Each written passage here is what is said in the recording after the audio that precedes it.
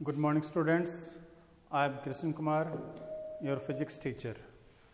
जैसे कि हम 12th साइंस में चैप्टर 9 स्टडी कर रहे हैं रे ऑप्टिक्स।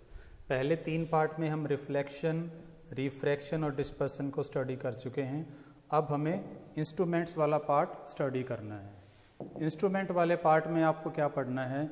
सबसे पहले आपको बेसिक जो आप 10th क्लास में भी पढ़ चुके हो, जैसे सिंपल डायग्राम ऑफ आई, वो आपको स्टडी करना है। उसके बाद में आपके कुछ इंस्ट्रूमेंट होते हैं, जैसे कि आपका टेलीस्कोप है, माइक्रोस्कोप है, ये आपको स्टडी करने इस पार्ट में।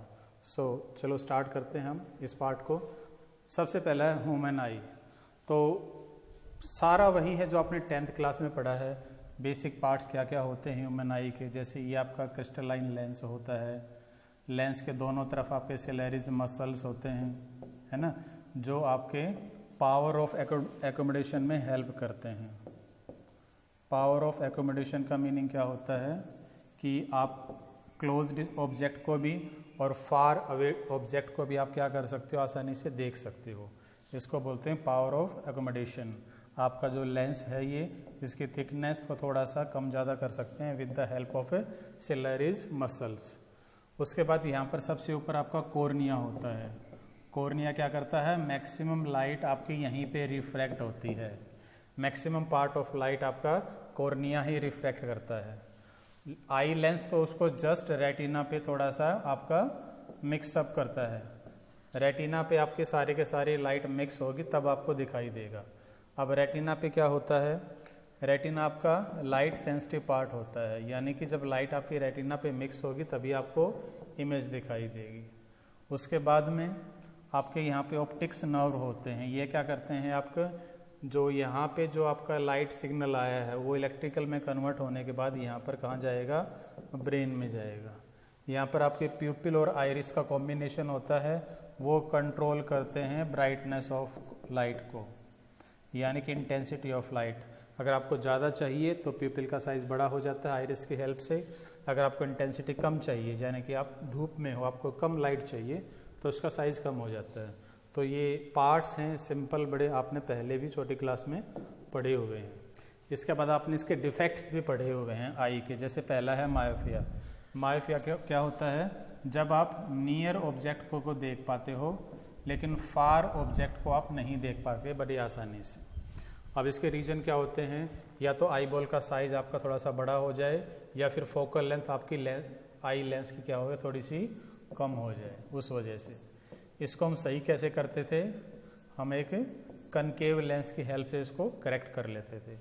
दूसरा आपका डिफेक्ट है हाइपरमेट्रोपिया। इसमें क्या है, आप एक डिस्टेंस पे, लार्ज डिस्टेंस पे आसानी से देख पाते हैं, नियर पॉइंट पे आप अच्छी तरह नहीं देख पाते हैं। ये किस वजह से होता है? या तो आई बॉल का साइज़ आपका थोड़ा सा इंक्रीज हो जाता है, या फिर आपकी फोकल लेंथ थोड़ा सा डिक्रीज हो जाती है, इस वजह से होते हैं। अब इनको करेक्ट करने के लिए हम क्या यूज़ करते हैं? कन्वेक्स लेंस यूज़ करते हैं। दोनों के कॉजेज एक दूसरे के क्या हैं? अपोजिट हैं। इसके बाद 2 आपने और डिफेक्ट्स पढ़े होंगे। पहला है कैटारेक्ट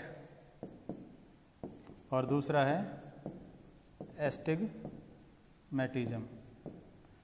कैटारेक्ट क्या होता है? आपने सुना होगा कि कई बार में कहते हैं कि आई में थोड़ा क्लाउडीनेस आ गया, है ना। अब इसको हम करेक्ट कर पाते हैं सिर्फ आपके ऑपरेट करके। और एस्टिमेटिज्म क्या होता है? आपकी जो आई है वो हम उसको स्फीयर साइज मानते हैं, लेकिन अगर वो प्रॉपर स्फीयर नहीं है तो एस्टिमेटिज्म आपका डिफेक्ट हो जाता है। उसको हम रिमूव कर पाते हैं सिलेंड्रिकल लेंस से। एक डिफेक्ट और बच गया आपका प्रेस बायोपिया। प्रेस बायोपिया में क्या होता है? एज के साथ आपकी सिलेरीज मसल अच्छी तरह काम नहीं कर पाती। इसमें आपको ना तो क्लियरली नियर का दिखाई देता है, ना ही आपको फार का दिखाई देता है। ये सारी चीज़ें आई से रिलेटेड आप 10th क्लास में पढ़ चुके हैं, आपको 10th की बुक में भी आराम से मिल जाएगा। अब यहाँ पर आते हैं हम अपने मेन 12th क्लास के टॉपिक पे। फर्स्ट आपका सिंपल माइक्रोस्कोप। सिंपल माइक्रोस्कोप में हम सिर्फ एक लेंस यूज़ करते हैं, कन्वेक्स लेंस। अब डायग्राम देखेंगे तो हमको आंसर भी बड़ा सिंपल मिल जाएगा। इसमें एक कन्वेक्स लेंस यूज़ कर लिया। अब आपके दिमाग में आएगा कि कन्वेक्स लेंस में एक केस ऐसा था जब आपको इमेज वर्चुअल मिले थे। इमेज आपकी कैसी थी? वर्चुअल। वो कब था? जब हमने ऑब्जेक्ट को सेंटर और फोकस के बीच में रखा था, उस टाइम पर यहाँ पे तो आपकी ये रे मीट नहीं होती है, उसी आपके तरफ ये रेज आपकी क्या होगी, मीट होती है। तो आपकी इमेज कैसी बनती है, लास्ट केस होता है कन्वेक्स लेंस का, वर्चुअल एंड इरेक्ट और लार्ज साइज का। तो इस तरह से सिंपल माइक्रोस्कोप का काम करते हैं। आपने कई बार देखा भी होगा, जो वॉचेस के मैकेनिक्स होते हैं वो इसको यूज़ करते हैं, सिंपल लेंस को। अब इसमें हमें स्टडी करना है मैग्नीफाइंग पावर। मैग्नीफाइंग पावर यहाँ पर हम लेते हैं ratio of angle of image to the angle of object. Image का एंगल कितना है, ऑब्जेक्ट का एंगल कितना है आपका यहाँ पर, उसकी रेशियो आपकी क्या होती है, मैग्निफिकेशन होती है। अब क्योंकि ये एंगल काफ़ी स्मॉल है तो हमने पहले भी अज्यूम किया था, हम बीटा को टेंजेंट बीटा लिख सकते हैं, अल्फा को हम टेंजेंट अल्फा लिख सकते हैं। अब यहाँ पे आप देखिए, ये आपकी क्या थी, ऑब्जेक्ट थी, और यहाँ पर आपकी बनी है इमेज। तो इमेज आपकी कितना एंगल बना रही है, बीटा। इमेज का एंगल कितना है, बीटा, और अल्फा एंगल जो हम ऑब्जेक्ट का लेंगे वो भी उतनी ही डिस्टेंस पे होना चाहिए, मिनिमम डिस्टेंस पे, डी डिस्टेंस पे। जो ऑप्टिकल डिस्टेंस, ऑप्टिमम डिस्टेंस होता है डी, उतनी ही डिस्टेंस पे ये भी होना चाहिए। तो अगर मैं इस ऑब्जेक्ट को यहाँ पे ले जाऊँ तो ये साइज आपका ऑब्जेक्ट के साइज के बराबर है। यहाँ से जो एंगल बनेगा ये क्या हो गया, अल्फा। अब दो ट्राइंगल है, उनसे आपको टेंजेंट अल्फा टेंजेंट बीटा निकालना है। टेंजेंट बीटा आप इस ट्राइंगल से निकालेंगे और टेंजेंट अल्फा आप निकालेंगे इस ट्राइंगल से। ये मैं वैल्यू पुट कर दूंगा। यहाँ पर मैंने क्या किया है, क्यू ए डैश को सिंपल ए भी लिख दिया, सीधा का सीधा। अब ये आपके कट जाएंगे, यहाँ पे बस गया C A dash by C A. C A dash देखिए क्या है, सी ए डैश आपका डी माइनस साइन क्योंकि अपोजिट है रे के। सी ए ये है आपका माइनस यू, वैल्यू पुट करेंगे तो मैग्निफिकेशन क्या आ जाएगा, डी बाई यू। अब हम चाहें तो जो लेंस फॉर्मूला है वहाँ से हम डी बाई यू निकाल सकते हैं, ये आपका लेंस फॉर्मूला है। अब यहाँ पर हम वैल्यू पुट करते हैं, यू क्या है माइनस यू और वी क्या है माइनस डी, क्योंकि इमेज आपकी डी पर बनी है इधर। अब ये दोनों वैल्यूज़ मैं यहाँ पे पुट करूँ तो आपका ये आ जाएगा। यहाँ से अगर मैं प्लस माइनस करके डी बाई यू निकालना चाहूँ तो डी बाई यू आपका ये आ जाएगा 1 प्लस डी एफ। तो डी बाई यू ही आपका क्या था, मैग्निफिकेशन। तो मैग्निफिकेशन आपका क्या हो जाएगा, सिंपल माइक्रोस्कोप में 1 प्लस डी बाई एफ। अब दूसरा केस है ये, जब आपकी इमेज इन्फिनिटी पे बन रही है। पहला केस ये था जब आपकी इमेज कहाँ बनी थी, डी डिस्टेंस पर। दूसरा केस क्या, जब आपकी इमेज कहाँ बन रही है, इन्फिनिटी पर। इन्फिनिटी पे इमेज कब बनती है, जब हम ऑब्जेक्ट कहाँ पर लेते हैं, फोकल लेंथ पे लेते हैं। तो हम यहाँ भी अज्यूम कर सकते हैं, यहाँ भी अज्यूम कर सकते हैं, लेकिन हम इरेक्ट इमेज चाहिए इसलिए हमने इस साइड इसको अज्यूम किया है। अब यहाँ पर ये मीट होगा। अब देखिए ये आपका क्या है, ऑब्जेक्ट, और कहीं इन्फिनिटी पे जाके इमेज बनेगा तो ये किसका एंगल हो जाएगा, बीटा। और ऑब्जेक्ट को अगर आप डी डिस्टेंस पे ले जाएंगे तो एंगल क्या हो जाएगा आपका, अल्फा। यहाँ पर भी अगर हमें मैग्निफिकेशन चाहिए तो हमें angle of eye to the angle of image to the angle of object पे जाना पड़ेगा। स्मॉल होने की वजह टेंजेंट में कन्वर्ट कर लेंगे। अब टेंजेंट बीटा हम यहाँ से कैलकुलेट कर लेंगे इस ट्राइंगल से, ये आ गया। टेंजेंट अल्फा हम इस ट्राइंगल से कैलकुलेट कर लेंगे और यहाँ पर हम क्या करेंगे, A dash B dash is equal to A B value put कर देंगे। तो क्या आ जाएगा, C A dash by C F. C A dash क्या है, डी डिस्टेंस है, ये रहा। C A minus F opposite direction में है, ये आ गया। तो मैग्निफिकेशन में कितना चेंज हो गया, वहाँ पे 1 प्लस डी एफ था, यहाँ पर सिंपल क्या आ गया, डी बाई एफ, जब इमेज आपकी कहाँ पर है, इन्फिनिटी पर। वो थे सिंपल माइक्रोस्कोप। अब आपके पास है कंपाउंड माइक्रोस्कोप। कंपाउंड माइक्रोस्कोप में क्या होता है, हम दो लेंस लेते हैं। एक को बोलते हैं ऑब्जेक्टिव, जो ऑब्जेक्ट की तरफ होता है, दूसरे को बोलते हैं आई पीस, जो हमारा आई की तरफ होता है।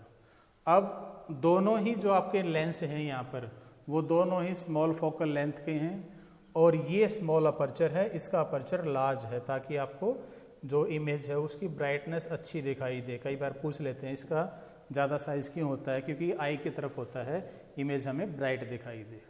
अब यहाँ पर आप देखिए पहले इमेज बनेगी कैसे। इसको मैं एक बार सेंटर में ले आता हूँ।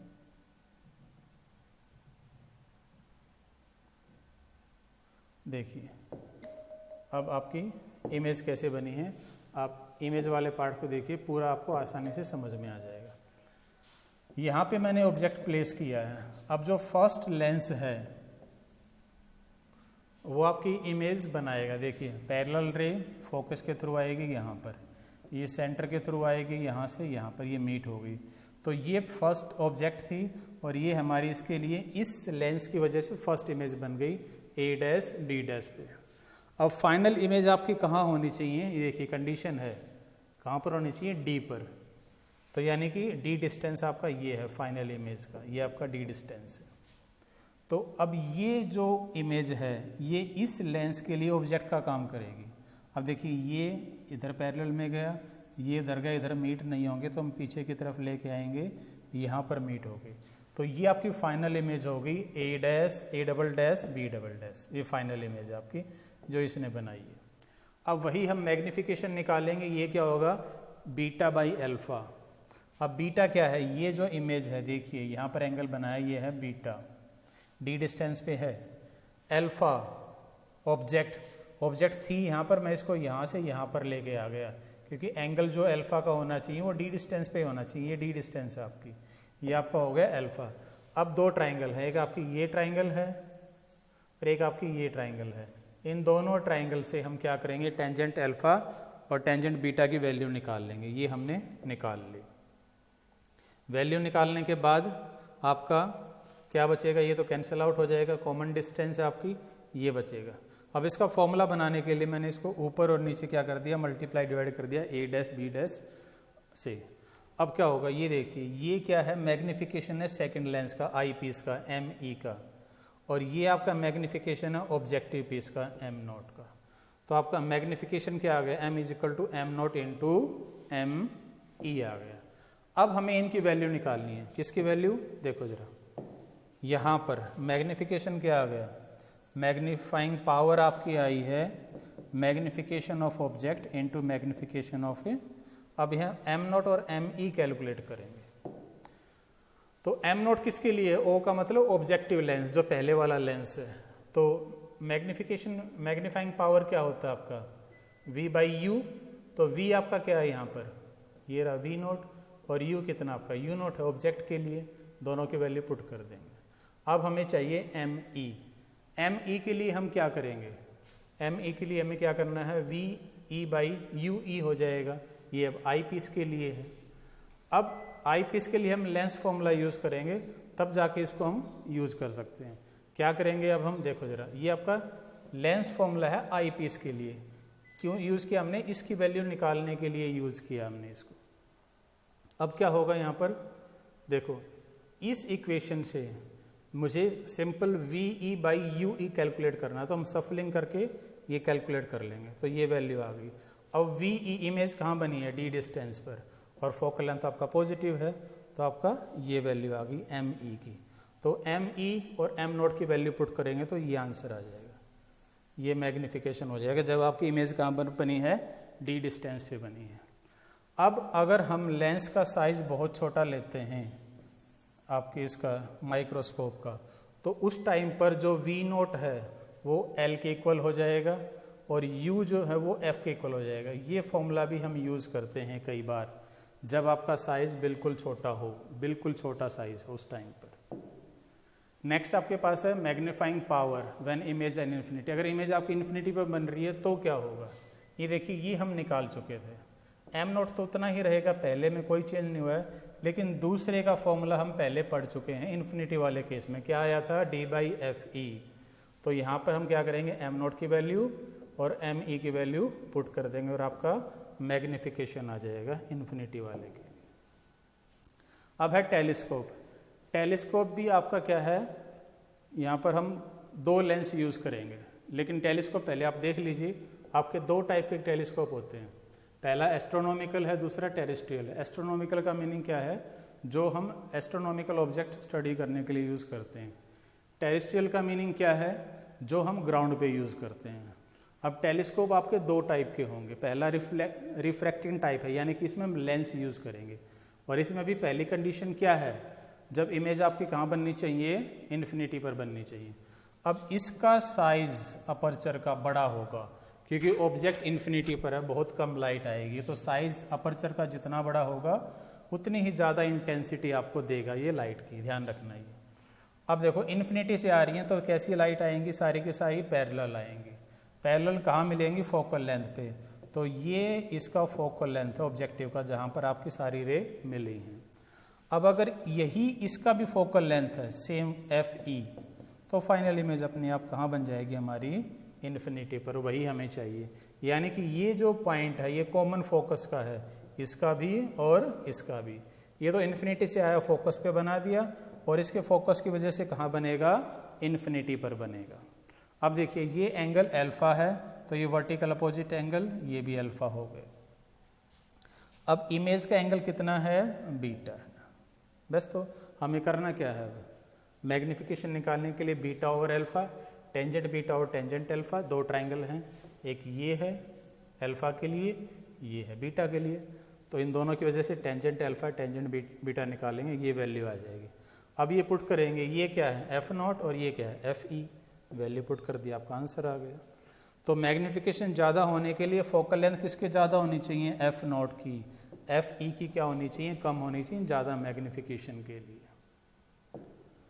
दूसरा केस, जब आपकी इमेज कहाँ बनी है, list distance of distinct vision, यानी कि D डिस्टेंस, वो आपका कितना होता है 25 सेंटीमीटर, यहाँ पर आपकी इमेज बनी है। तो पहले लेंस तो वही काम करेगा क्योंकि इसके पास तो रेज कहाँ से आ रही है, इन्फिनिटी से आ रही हैं, तो ये तो कहाँ मीट करेगा, अपने फोकल लेंथ पे ही करेगा। लेकिन अब ये इसकी फोकल लेंथ नहीं है, फोकल लेंथ होती तो इन्फिनिटी पे बना देता, ये फोकल लेंथ से कम है। अब क्या होगा, फोकल लेंथ से कम है तो इधर आपकी इमेज नहीं बनेगी, आपकी इमेज सेम साइड ही बनेगी। अब ये अल्फा, ये अपोजिट एंगल अल्फा, तो इस ट्राइंगल से तो हम क्या निकाल लेंगे, अल्फा, और इस ट्राइंगल से हम क्या निकाल लेंगे, बीटा।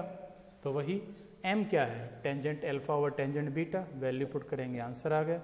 यहाँ पर CA' F0 है, C' आपका UE है, वैल्यू पुट करेंगे तो मैग्निफिकेशन आपका बन गया -F0/UE। अब F0 तो क्या है, इसकी प्रॉपर्टी, इसके साथ हमने कुछ नहीं किया, हमने इसके साथ चेंज किया है ताकि हमारी इमेज कहाँ पर बने, D डिस्टेंस पे। तो हम क्या करेंगे, 1/UE की वैल्यू कैलकुलेट करेंगे, 1/UE हमें कैलकुलेट करना है। तो क्या करेंगे, हम लेंस फॉर्मूला लगाएंगे आई पीस के लिए। तो सब की जगह मैंने E लिखा है, ओनली फॉर आई पीस। अब यहाँ से मुझे 1/UE चाहिए, देखिए तो 1/UE, V क्या है, इमेज की डिस्टेंस, इमेज कहाँ बनी है, D डिस्टेंस -D, ये वैल्यू पुट कर दी।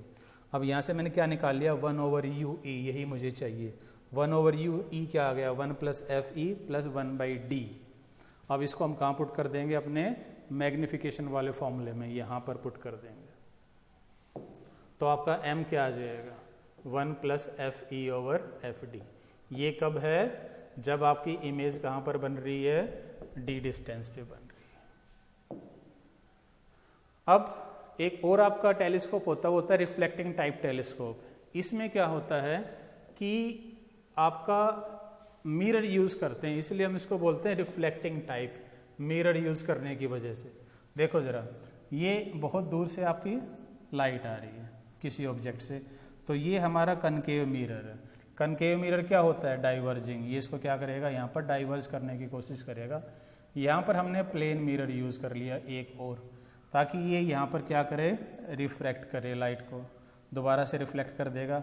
अब यहाँ पर आपके ऑब्जेक्टिव और आई पीस, एक और दूसरी ट्यूब होती है जिसमें 2 लेंस लगे होते हैं। तो मेन काम इसने किया है, यहाँ पर लेंस ने जो बहुत दूर से जो रेज आई है उनकी यहाँ पर इमेज बना दिया। अब यहाँ पर जो इमेज बनेगी उसको करेक्ट करने के लिए, या फिर आप कह सकते हो इरेक्ट करने के लिए, हमने इसका यूज़ किया है यहाँ पर ऑब्जेक्टिव और आई पीस का। तो इसमें आपको सिंपल थियोरेटिकली है, ज़्यादा आपकी कोई डेरिवेशन, कोई फॉर्मूला नहीं है इसमें, क्योंकि इमेज आपकी कहाँ से बनेगी, इन्फिनिटी से, तो इन्फिनिटी वाला ही मैग्निफिकेशन का फॉर्मूला यूज़ करेंगे। अब यहाँ पर एक टर्म आती है ब्राइटनेस रेशियो, यानी कि आपकी जो इमेज बनी है उसमें ब्राइटनेस कितना है। ब्राइटनेस रेशियो हम कैसे निकालते हैं, यहाँ पर हम d²/d², ये क्या है, आपने जो ऑब्जेक्टिव यूज़ किया है, जो लेंस यूज़ किया है उसका डायामीटर, और ये आपकी आई का डायमीटर है, उसका स्क्वायर है। तो यहाँ से आपका ब्राइटनेस रेशियो आ जाएगी। तो ये आपका चैप्टर 9 कंप्लीट हो गया, जिसमें आपके काफ़ी सारे इंस्ट्रूमेंट्स आपने रीड किए हैं, स्टडी किए।